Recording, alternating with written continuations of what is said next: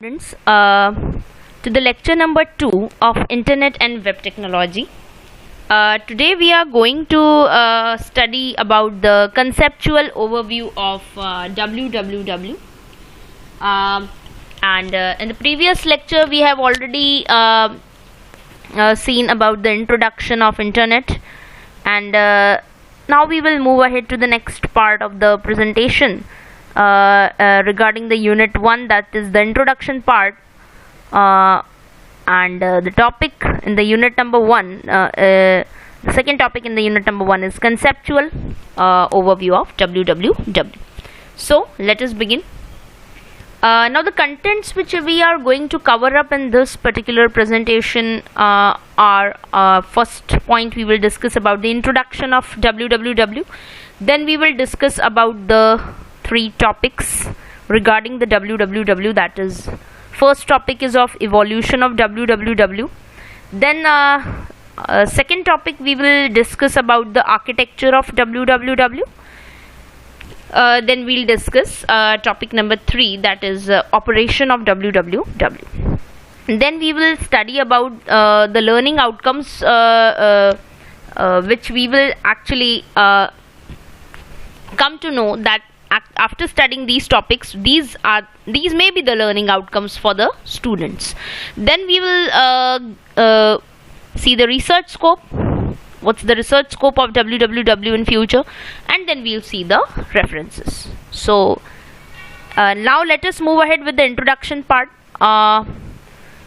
and basically introduction is actually covering the concept of www. Rather, if we say that introduction is regarding the concept of www only, so moving ahead to the details of the concept involved in www, we'll first see a brief introduction of www. So basically it stands for World Wide Web. www is nothing but the full form is World Wide Web. We can say that World Wide Web is that over which actually we can say all the web-based applications or internet applications basically are executed or processed, or they are made to run on this www platform. So we can say that a technical definition of the World Wide Web can be all the resources and the users on the internet that are using the Hypertext Transfer Protocol or the HTTP. Basically, World Wide Web corresponds to those we can say resources and those users who are using the internet technology with the help of a protocol called as HTTP protocol. This HTTP protocol we will discuss in our forthcoming lectures. But meanwhile, we must know that actually World Wide Web is we can say it comprises of resources and users of the internet, or all the resources and the users who are using the internet, we can say applications, those basically, and also they are using Hypertext Transfer Protocol. Those are basically can be called as a part of www, and it may be a technical definition of www. A broader definition comes from the organization that web inventor Tim Berners-Lee helped found, the World Wide Web Consortium. Basically, there was a consortium which was formed for this www, and it was formed by the Tim Berners-Lee. He was the person who is considered to be the inventor of this web technology, and there's basically we can say an organization which was intended for developing certain web applications, and the web technology basically got its invention from this World Wide Web Consortium, which was developed by the web inventor who is called as that is Tim Berners-Lee. So according to him, the World Wide Web is the universe of the network accessible information and embodiment of human knowledge. So we know that World Wide Web is actually it's a universe of network accessible information. Whatever may be the information which is posted on the internet regarding technology, regarding science, etc., all those information can be accessible, which is present on a network that can be accessible which is actually the we can say embodiment of human knowledge. So all those knowledgeable facts we can get through these networks, computer networks, which are basically present in group, and these are nothing but the World Wide Web components, means the different computer networks basically comprise a World Wide Web. So we can say that it's a universe of the network accessible information. Now also we can say that it's a way of exchanging information between the computers on the internet. On the internet basically it's a group of networks. We have already seen in the previous presentation, it's a group of networks, and over these group of networks information exchanging can be easily done, and we can say that World Wide Web provides us a pathway for that, that is exchanging of the information or the emails, forwarding, etc. Can be done amongst several users over the internet via the World Wide Web. So the so internet applications can be accessed via the World Wide Web, and so that we can say that it's a way of exchanging information between computers on the internet, tying them together into a vast collection of interactive multimedia resources. Now we can say that basically web actually uses internet to pass over the information. So internet is a group of networks, and those group of networks are actually used by the web to pass over the information. This is just a sample diagram depicting the various domain name systems of which the URLs are built upon. Like commercial organizations, it comes with the .com extension, means the URL or the website comes with the .com extension. Any particular government organization is there, then the extension for that particular website will be .gov. Then it's if it's an educational organization, then it can be .edu, and it's an organization simply, then that it can be .org. Similarly, there are several we can say extensions which are present for the World Wide Web URLs and websites. So we can conclude that basically web uses internet to pass over the information. Now we will discuss about the evolution of the www, means how it got evoluted. First we saw the introduction part of the web. Now we will discuss about the evolution of www. World Wide Web was basically created by, as we have already discussed once just now, that it was created by Tim Berners-Lee. Actually his complete name was Timothy Berners-Lee, and it was found by him in 1989, and it was founded as CERN. It was a European Scientific Research Organization, CERN, in Geneva. It's located in Geneva, and there actually this Timothy Berners-Lee gave a foundation, or we can say he invented the World Wide Web. The World Wide Web came into existence as a proposal by him to allow the researchers to work together effectively and efficiently at CERN. Basically, Timothy Berners-Lee was, we can say, a person who actually initiated the this particular World Wide Web sort of project, we can say, and this particular project was initiated by him at CERN Geneva, which was present in Europe, which is present in Europe. It's a European research organization, scientific research organization, so that the researchers may come together and work effectively and efficiently at this on this particular project. So World Wide Web basically was founded by Tim Berners-Lee. Now eventually it became World Wide Web. Not at the starting it was not called as World Wide Web. Basically it was, as we discussed earlier, that it was a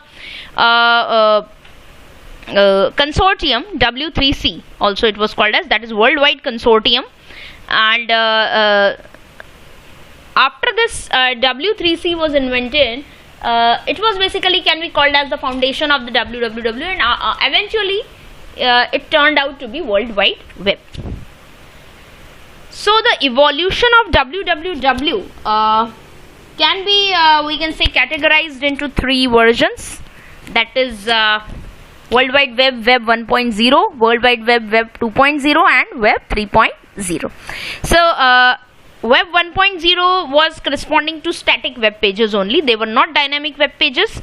They were simply brochureware, means simply the brochures were published in the static languages, static scripting languages, and simply the web page was not means the basic we can say it was not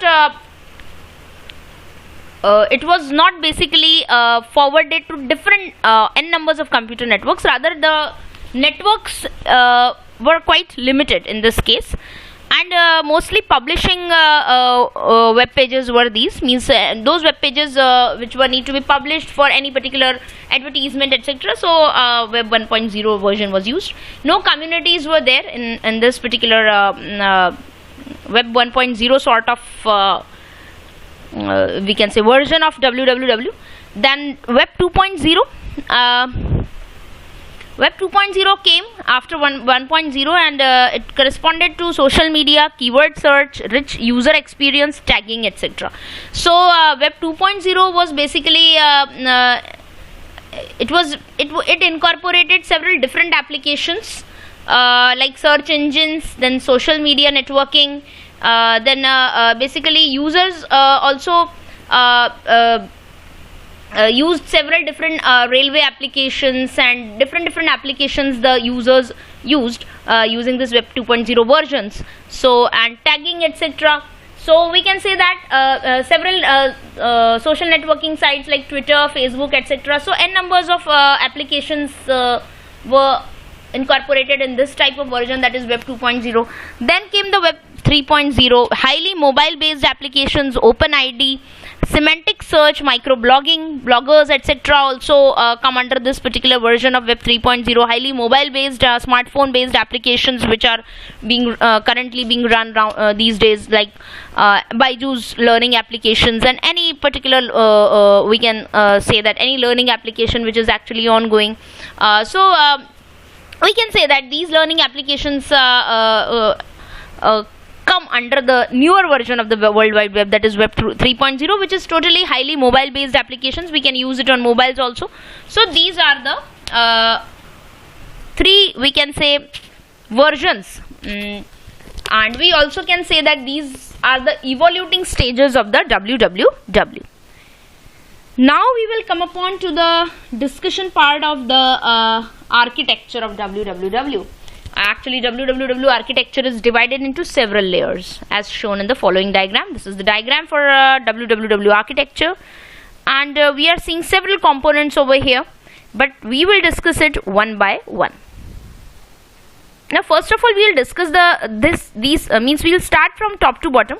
We'll start this diagram explanation from bottom to top. First we will discuss identifiers, URL. So what is URL? It is used to uniquely identify the resources on the web. Basically URL is nothing but whatever we type on the we can say the space where actually the website is typed, that is nothing but URL, Uniform Resource Locator.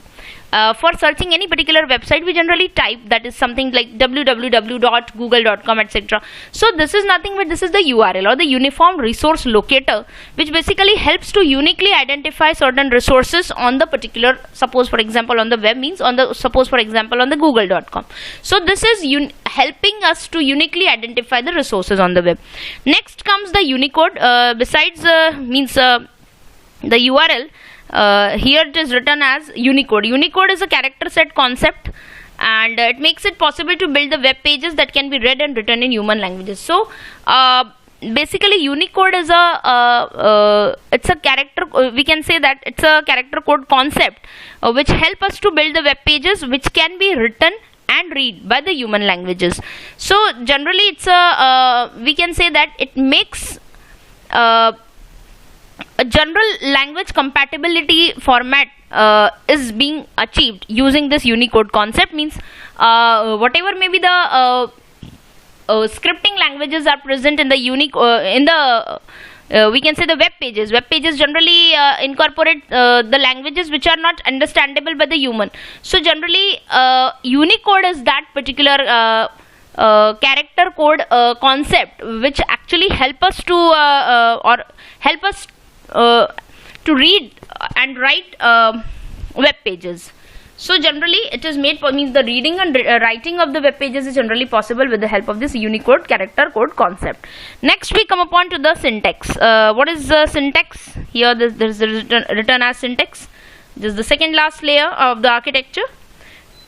syntax corresponds to the extensible markup language, which actually help us to identify the common syntax in the semantic web. So what is the common syntax basically in the semantic web?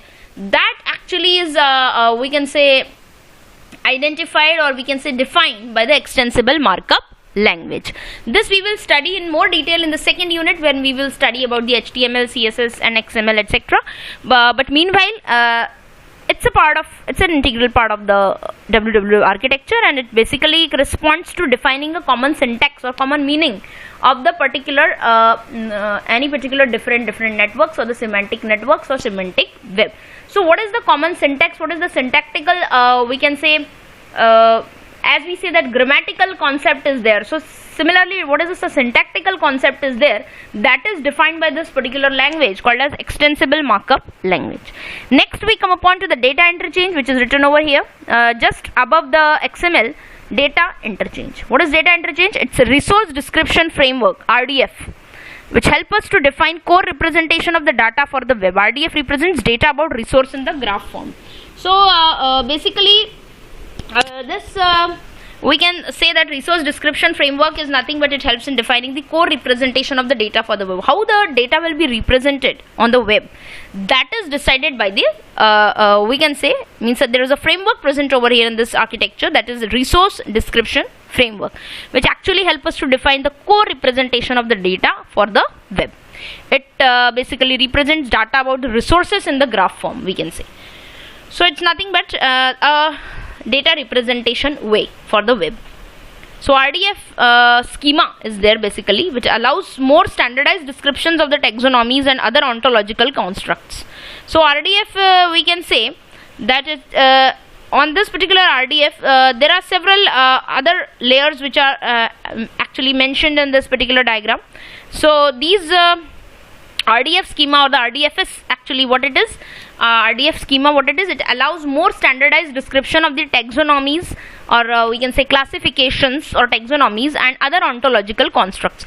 So basically there is a web ontology language offers more constructs over the RDFS. It comes in following three versions, that is ontology language light for taxonomies and simple constraints, ontology language DL for full description logical support, and ontology language for more syntactical freedom of the RDF. So basically ontology languages offer better constructs over the RDFS. RDFS basically it's a standard, and it's basically a standardized description of the several classifications and different categories we can say which will come or which may come across while building any particular website. So there are different taxonomies, there are different constructs, we can say structural aspects may be there for constructing any particular website. So those are called as the taxonomies and the ontological constructs. So basically there is a web ontology language which offer better constructs over the RDFS, and it comes in following three versions which we have already discussed. That is first one is the OWL Lite for taxonomies, ontology language light for taxonomies and simple constraints. Then is the ontology language DL for full description logical support, and next is the ontology language for more syntactical freedom of the this particular RDF schema, that is resource description framework. So all these whatever we are studying students in this, these are basically we can say regarding the websites, we can say the appearance or how the data will be formulated and organized inside the any particular website. So that is actually done, that we are studying here, that is actually done with the taking the help of these schemas and syntax and data interchange and we can say ontology languages, taxonomies, constructs. So n numbers of things are there which we can say that there is a certain protocol or there is a certain policy which actually defines this particular whole WWW architecture. So we'll move ahead now. RIF and SWRL. There are also RIF and SWRL mentioned over here. These are the rules basically. So RIF and SWRL offers rules beyond the constructs that are available from RDFS and OWL. Simple protocol and RDF query languages like SPARQL. SPARQL is also mentioned over here. It's a query language basically, and we can say that it's simple protocol and RDF query languages like SPA, RQL is SQL-like language used for querying the RDF data and OWL ontologies. So we can say that RIF and SWRL, RIF or SWRL, if we say that rules, those are basically providing more better rules beyond the constructs which are available from the RDFS and OWL. So simple protocols and RDF query languages are used for querying this RDF data and OWL ontology. So we can say that data or description is present on the basis of this framework. Whatever may be the data which is present in the WWW, it's present in the frame in a format of a framework. We can say the RDF framework, the data interchange. We have already discussed that it's a resource description framework which help us in defining the core representation of the data for the web, how the data will be represented in a core format. So that is defined by the RDF. So RDF is actually the one which represents the data about the resource in graph form. So it's responsible for representation of the data, and that data, if it has to be queried, what is the means the questions are to be asked out of that particular data, then for that already the RDF query language is present. It's just simply like a structured query language which is used in DBMS.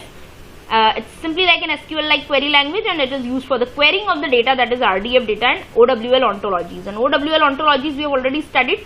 Basically, they are responsible for several different classifications and categories which are present inside a web page. It provides full description, logical support, and we can say that it's more provides more syntactical we can say definitions which are not present in the RDFS. So RDFS is a bigger concept, and sub parts can be called as these web ontologies languages. Next we studied about the RIF and SWRL, which offer the rules beyond the constructs which are available in the RDFS and OWLs, and there was also a RDF query language. So we can say that and the next one is the proof. There is a proof given as a component over here. What is a proof? Basically proof is nothing but it basically corresponds to all the semantic rules and semantics and rules which are executed at layers below the proof, and the result will be used to prove the deductions. So basically proof is nothing but whatever may be the rules and the we can say the policies which are executed at layers below below the proof, and the result will be used to prove the deductions. So basically proof is the, we can say, one component of this particular architecture, which basically corresponds to that, yes, it's related to some copyright sort of thing, means yes, this site belongs to this particular organization, it's a copyright. So these can be considered to be as the proofs, and also certain applications which have already been for example, if you take a particular website, a web designing company, and if it is designed several applications for several companies, then they can basically incorporate those advertisements in their own websites, so that there will be a proof that actually the we can say that they have actually developed several web applications for different companies. So there is a proof sort of we can say component of the WWW. Then there is a cryptography. Cryptography means there is a digital signature for the verification of the origin of resources is used. Means basically the resources are being used, but where they come from. So there must be some signature sort of, or digital signature sort of thing, so that the particular web application may be verified that yes, this belongs to this particular organization, etc. So we can say that it's related to security. Cryptography means security purpose. For security purpose, generally organizations use cryptographic techniques. Several cryptographic algorithms are incorporated for that. So we can say that this is all about the cryptography which is incorporated in this particular WWW. User interface and applications. On the top of the layer, user interface and applications layer is built for the user interaction. So on the top of the layer, we already saw that there is the user interface and applications layer. So it's basically the interface through which actually user may access the particular website. Now we are going to discuss about the WWW operation, and actually WWW works on the client server approach, and what what are the steps which actually explains these client server approach? Basically, following steps will explain how this web works. User enters the URL or the uniform resource locator, and for example www.google.com of the web page in the address bar of the web browser. What happens then? Browser requests whom? Browser requests domain name server for the IP address corresponding to www.google.com. So the google.com's IP address is basically requested by the browser to the DNS, means the domain name server receives a request from the browser for the IP address of google.com. After receiving IP address, what does the browser do? Browser sends request for the web page to the web server using HTTP protocol, which specifies the way the browser and web server communicates. So basically, browser actually, after receiving the IP address, it will send the request for the web page to the web server, and this it will do using a specialized protocol called as the hypertext transfer protocol. Now, whenever this web server receives a request using HTTP protocol, it checks the search. It checks its search for the requested web page. If it found, then it returns back to the web browser and close the HTTP connection. This is a diagrammatic representation of the www operation, where actually the request for the web page is being done, now the web browser receives the web page, it interprets it and displays the content of the web page in the web browser's window. So basically, how this www operation is working, it's been explained in these steps. And in this, basically, this is a diagrammatic representation where actually the client server applications are being depicted, and how the web server receives the request using HTTP protocol and checks its search for the requested web page. So basically, this whole operation of the www is dependent on a specialized protocol called as HTTP protocol, and this HTTP protocol we are going to discuss in our next lecture, that is lecture number 3. There we will discuss the details of the HTTP protocol, and also there we will see again an overview of this particular operation concept of www. Now these are the student effective learning outcomes, which I think that these points may be, we can say, derived out of this presentation. That is, first is ability to observe and develop sense making logical skills for the abstract concepts. Certainly after these particular we can say the presentation slides, I hope students must have developed certain we can say skills for the certain concepts which are related to the www, must have understood about the concepts of www. Also we saw the technological applications, and also we saw the how those concepts are applied actually, that also we saw. So these are the student effective learning outcomes, and of course there is a research scope present for the www. Apart from huge development in the field of www, there are also some technical issues that W3 consortium has to cope up with. Actually, scope of this particular research in the field of www is quite wider. Out of these, I am just discussing 3 major points, that is user interface, technology and architecture. User interface must be means it's still an evolving process. We can say that user interface development is still an ongoing process in the field of www. And if we talk about the technology, then also several different areas are needed to be, we can say, revised, and also the architecture. So suppose technology means several places where actually the internet connectivity is not being reaching, there also the technology has to be has to be improved in that case. And we can say that architecture needs to be revised again and again, so that we can say that better we can say resources related to technological applications, science related applications can be accessed by the users, we can say. So these are the 3 areas where actually the www finds we can say scope where the research is still needed, means user interface, technology, architecture. It's a continuous process, means the research it's a continuous process for the www. This actually, the article incorporates certain text and diagrams which I've included from the references which are given as below.